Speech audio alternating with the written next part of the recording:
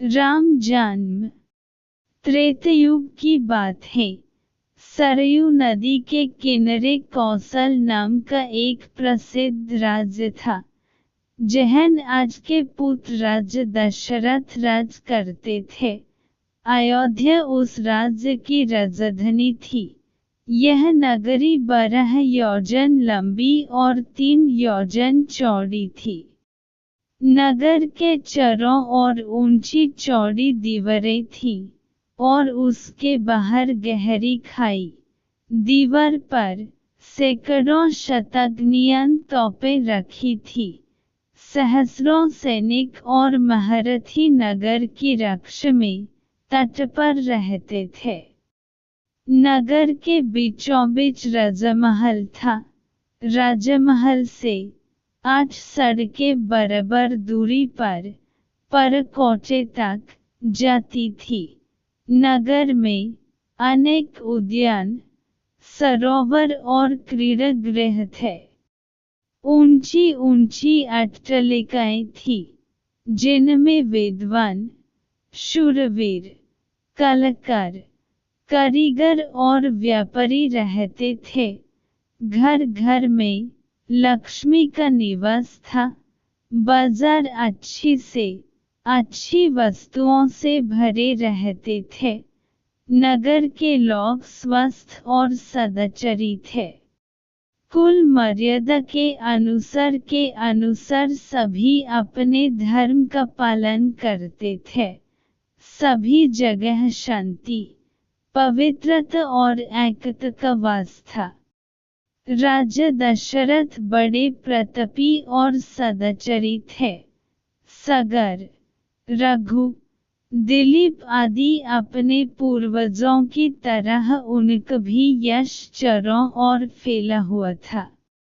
8 सुयोग्य मंत्रियों की सहायता से वे राजकाज चलते थे। इन मंत्रियों में सुमंत मुख्य थे। मंत्रियों के अतिरिक्त वशिष्ठ, वामदेव, जबली आदि राजपुरोहित भी राजा को परामर्श देते थे। इनकी सहायता से राजा सदा प्रजाहित के कार्यों में लगे रहते थे। राजा दशरथ ने बहुत दिन तक राज सुख का भोग किया। उन्हें धन, मन, यश किसी की कमी न थी, पर उन्हें एक दुख था। उनको कोई संतान न थी। जीवन उन्हें सुनसा लगता था। उनकी रानियां कौशल्या, सुमित्रा और कैकेयी भी इस कारण दुखी रहती थी। राजा ने इस विषय में अपने मंत्रियों और पुरोहित से बात की। सबकी सलाह से यह निश्चय हुआ कि पुत्रष्टि यज्ञ किया जाए। सुमंत ने प्रस्ताव किया कि महान तपस्वी ऋषि शृंग को यज्ञ का आचार्य बनाया जाए। यह राय सबको पसंद आई। यज्ञ की तैयारियां होने लगीं। राजा दशरथ स्वयं ऋषि शृंग को बुलाने गए। सब राजाओं को निमंत्रण दिया गया। मिथिला के राजा भी यज्ञ में सम्मिलित होने के लिए आए। अनेक ऋषि मुनि भी आमंत्रित होकर आए। सरयू नदी के किनारे यज्ञशाला का निर्माण हुआ। ऋषि शृंग ने शुभ मुहूर्त में यज्ञ प्रारंभ किया। यज्ञ का घोड़ा गया। 1 वर्ष बाद घोड़ा लौटकर आया। तब बड़ी रानी कौशल्या ने उसका तिलक किया। अब वेद मंत्रों की मंगल ध्वनि यज्ञशाला में गूंज उठी। अग्नि में आहुतियां पड़ने लगीं। राजा दशरथ ने जब अंतिम आहुति डाली, तो अग्निदेव स्वयं सोने के पात्र में खीर लेकर उनके सामने प्रकट हो गए। ऋषि शृंग ने अग्निदेव से खीर का पात्र ले लिया और राजा दशरथ को देकर कहा कि यह खीर पुत्रदायक है, अपनी रानियों को इसका सेवन कराइए। खीर लेकर राज ने उसे सर से लग लिया। उन्होंने खीर का पात्र कौशल्य को देकर कहा कि तुम सब बांट लो। कौशल्य ने आधी खीर अपने लिए रख लिया, शेष सुमित्र को दे दी।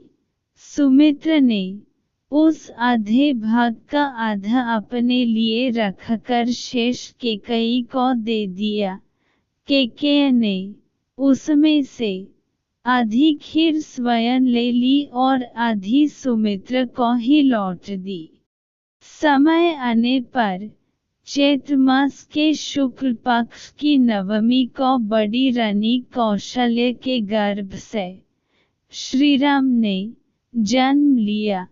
इसी तिथि पर हम आज भी रामनवमी का पर्व मनते हैं। मंजली रानी सुमित्रा के 2 पुत्र हुए, लक्ष्मण और शत्रुघ्न। कैकेयी के एक पुत्र हुआ, उसका नाम भरत रखा गया। रख ने बड़ी धूमधाम से पुत्रोत्सव मनाया। राजमहल में मंगलाचार होने लगे और स्त्रियां बधाइयां गाने लगी। देवताओं ने फूलों की वर्षा की। अप्सराएं नृत्य करने लगीं।